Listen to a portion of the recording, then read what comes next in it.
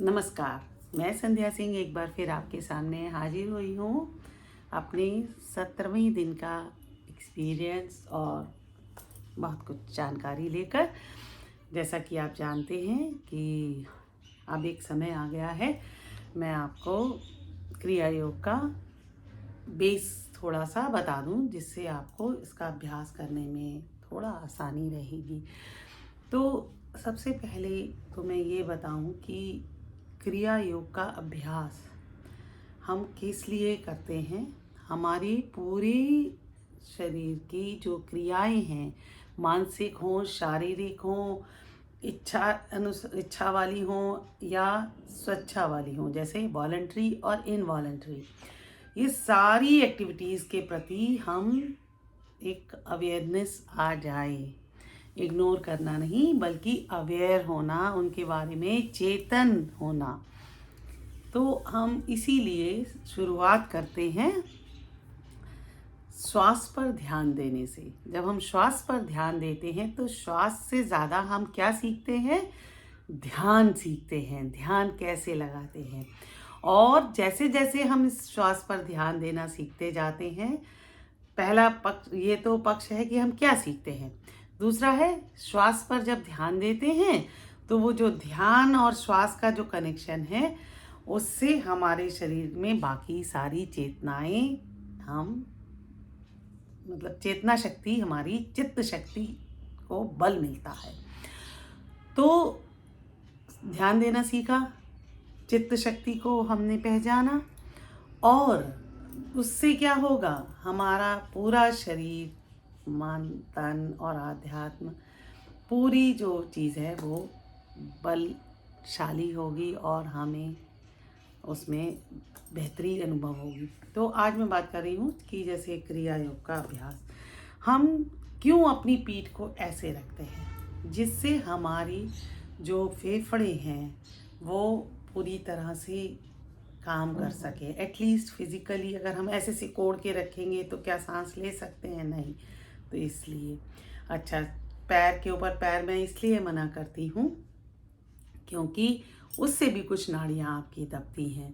हाँ, तो इसी तरह से हम पूरे शरीर को शवासन में या वज्रासन में या ऐसी पोजीशन में रखते हैं जिससे हमारे पूरे शरीर की नाड़ियाँ खुली रहें। तो उस तरह से जब हम अभ्यास करते हैं, इसलिए करते हैं। अब क्रिया योग का ये तो हमारी जो प्रैक्टिस है, आप ये सोचिए, कुंडलिनी जब जागेगी तब जागेगी, जब आपका पूरा भरोसा रखिए वो जागेगी। प्रकृति कभी भी देने में कोई कंजूसी, कोई गड़बड़, कोई पार्शियलिटी कुछ नहीं करती। जो भी चाहे, आपने अक्सर देखा होगा कि जो चाहेगा वो होता है। इसमें कोई वो नहीं है कि ये मेरा प्रिय है और ये मेरी इससे लड़ाई है तो मैं बराबर नहीं दूँ। सबको बराबर है, जिस तरह सूर्य की रोशनी। तो जब हम क्रिया योग का अभ्यास करते हैं तो धीरे धीरे धीरे धीरे, बहुत ही धीरे, क्रिया योग का अभ्यास जब करते हैं तो धीरे धीरे हमारी शारीरिक, मानसिक और आध्यात्मिक स्वास्थ्य में लाभ होता है, इसका लाभ मिलता है। तो इस तरीके से जब हम क्रिया योग कर रहे हैं, कुंडलिनी भी जागेगी, लेकिन तब जब आप उसके लिए तैयार होंगे, और मैं तो हूँ ही आपके साथ, जो चलते हैं ना साथ साथ। तो अब मैं दूसरी चीज़ बताऊं, ये जो हम हिंदुओं में शिवलिंग पर जल चढ़ाते हैं, उसकी पूजा करते हैं, वो है शिवलिंग आखिर में क्या है? आपने सभी, बहुत सारे लोग हैं जो शिवलिंग के पर आप जानते हैं, वो जो शिवलिंग है बेसिकली कुंडलिनी है। कुंडलिनी का एक, कह सकते हैं, मूर्ति है। उसमें शिवलिंग भी है और योनि भी है।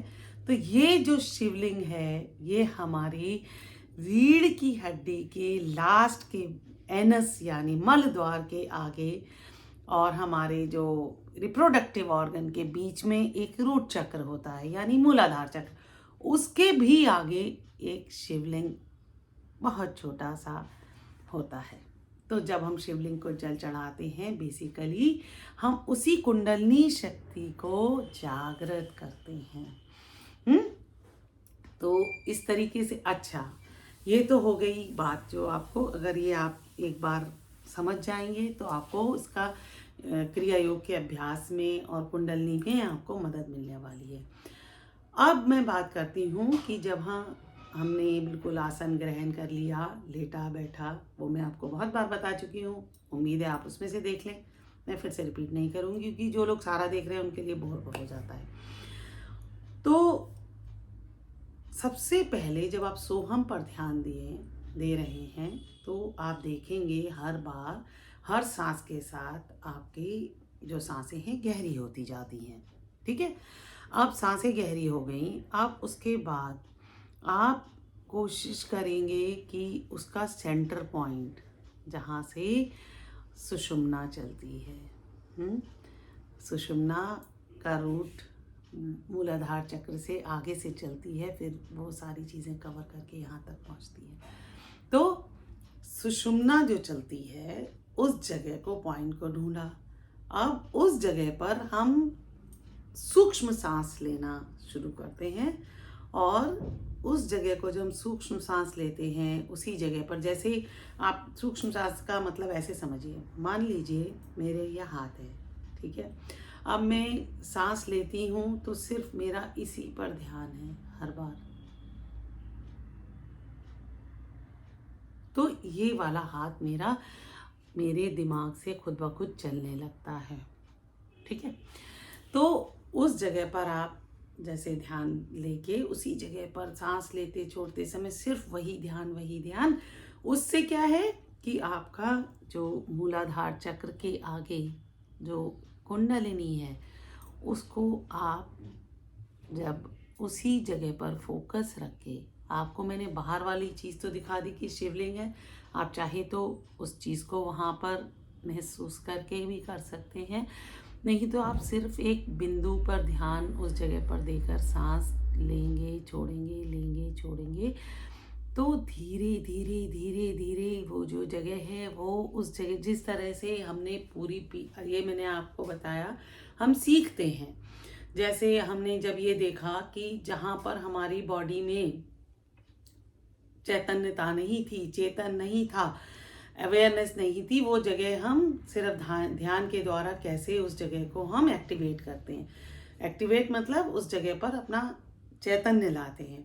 ठीक उसी तरह जब हम धीरे उस पर करते जाएंगे, फिर जब आप उस जगह से थक जाएंगे उस जगह पर सांस लेते तो कोई बात नहीं, फिर आप फिर से वापस पूरी स्पाइन पर करिए काम, है ना। ये इस तरीके से है कि एक पॉइंट है उस पर धीरे धीरे किया और फिर पूरे पर किया। उससे क्या होगा कि ये सारी चीज़ें साथ साथ चलने वाली हैं। ऐसा नहीं है कि आपकी कुंडली जागृत हो गई लेकिन पीठ डेड है, ये तैयारी है। पीठ से सांस लेना यानी रीढ़ की हड्डी से श्वास प्रश्वास लेना उस चीज़ की तैयारी है। हाँ, तो जैसे आप सोचिए कि हम कोई भी काम करते हैं तो एक तो बेस काम हो गया, उसके बाद हम बाकी चीज़ें भी करते जाते हैं ना। ऐसा तो नहीं है कि बेस का कर दिया बाकी बिगाड़ दिया। तो आप फिर अपने पूरे शरीर पर ध्यान दीजिए, फिर से वहीं जाइए, आप देखेंगे ये आपको धीरे आपने जान लिया है कि किस तरह से। तो अब मैंने आपको कुंडलिनी की जगह भी बता दी। अब जब जगह बता दी तो उस जगह पर फोकस करिए और वहाँ पर सूक्ष्म सांस, फिर पूरे शरीर में सांस, फिर सूक्ष्म सांस, इस तरीके से आप करते जाइए। और इस दौरान कुंडलिनी जब जागृत होगी लेकिन उसके लाभ आपको अपनी रोज़मर्रा की ज़िंदगी में डे 1 से मिलने लगते हैं। धीरे आनंद की जो एक छोटे से बच्चे में आपने देखा होगा बड़ा आनंद अनुभव करता है, वो सिर्फ अपनी भूख के समय रो लेता है, वो एक एक्टिविटी है लेकिन उसमें वो दुखी नहीं है। वो आनंद का जो वो है खजाना, वो आपके पास, लेकिन वो कवर रहता है।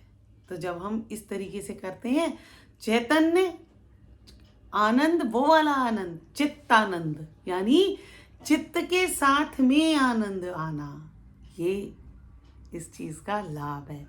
और जब आनंद है तो दुख नहीं। ऐसा नहीं हो सकता कि दुखी होकर आनंद आ रहा है, नहीं। तो जहाँ दुख है वहाँ सुख नहीं हो सकता, जहाँ सुख है वहाँ दुख नहीं हो सकता। जैसे आप सोचिए कि अगर मैं कहूँ घबराहट है पर मैं शांत हूँ, इज इट पॉसिबल? नहीं।